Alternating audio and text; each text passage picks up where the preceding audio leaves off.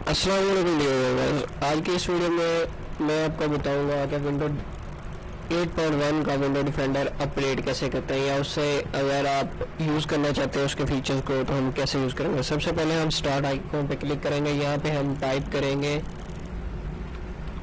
Window defender. तो आपको यहाँ पे ये विंडो डिफेंडर का आइकॉन नज़र आ रहा है, आप यहाँ पे क्लिक कर दें।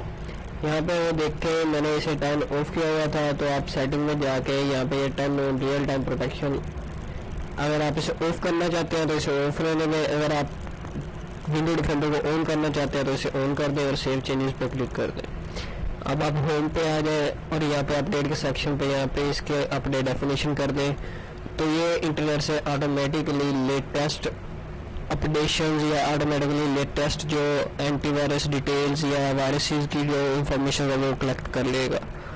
तो बस विंडो डिफेंडर को अपडेट करने के लिए हमें सिर्फ इतना ही करना होता है, बाकी ये ऑटोमेटिकली डिटेक्ट करता है जब भी हम कोई चीज़ कार्ड वगैरह अटैच करते हैं। तो वीडियो देखने के लिए शुक्रिया, अल्लाह हाफिज़।